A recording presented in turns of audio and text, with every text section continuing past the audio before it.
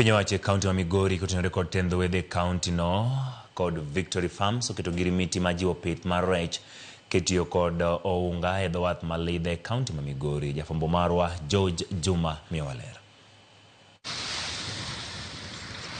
Tend kaunti ma Migori kawo tende kod jolupo kod wego moko mago mag piny owacho dhi nyime kod jiwo pith mar rech ka itiyo kod ounga mar rech e nam lolwe.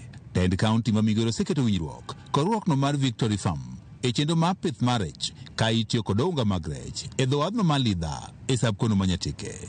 E bwo winjruok ni, Victory Farm dhi keto ounga mar rech e dho wadhno mar Lidha kod chenro mamoko ma oting'o gero kar baro rech ma bende igeno ne dhi chugo kata tije ne rawere. Kaluwore gi decline mar rech sani e nam ka pith osebiro mar modern, koro Victory dhi employ jowa mang'eny kendo odhi miyowa yuti nikech sani ji otan to modern method of fishing ma en fish cage. Gima watimo kani en partnership madhi miyo jolupo konyore to Victory Farm be timo timbegi.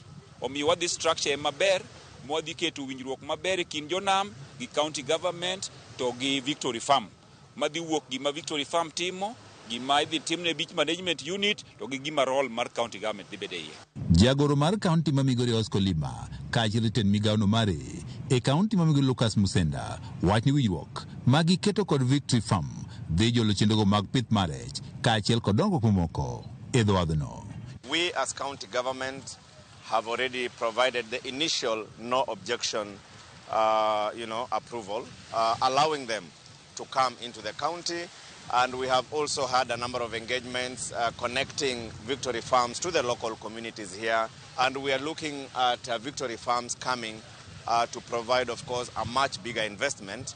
But that already will get our fishermen into part of their value chain. Kelo maduong' kaka wuono en ni mondo mi watud Victory Farms gi community maka awa biro ka kaka jotije mag sirikal.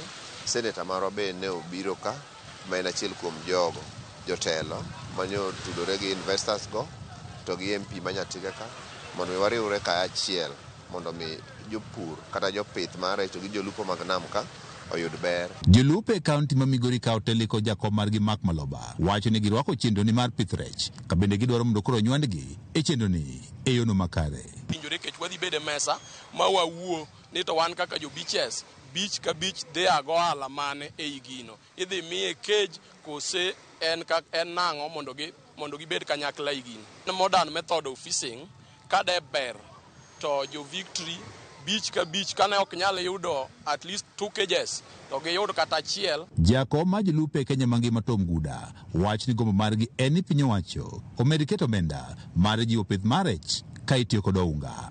Fish farming ok en begi mayot. Kidwa ni mondo ikonyri e weche mag puro rech to nyaka ibed gi investment makawo pesa mang'eny matin mondo tap into the economies of scale. Kiketo gik moko mang'eny eka koro yot ni mondo ibed gi running cost manyalo donjo eka dipo ka gini nyalo konyi. Government of Kenya osemana keto environment mamano betich government to create an enabling environment for business, lakini koro mondo gi support jogewa directly mondo koro tim gini has been a big challenge. E kinde ma piny owacho kawo terogo moko mago mag piny owacho dhi nyime kod jiwo pith mar rech ka itiyo kod ounga. Jolupo e kaunti Migori wacho kawo pogore kod miyo gi ounga mar rech bende gidwaro tiegruok e yo makare mar pidho rech. Waseyudo training kokalo kuom jo fisheries e yore mag pith rech matin to nikech en gima korka sane wa involve pok wadhi malach ahinya. Omiyo trainings makamago pok oromowa mondo mi wabed motegno e yor mar pith mar rech. George Juma.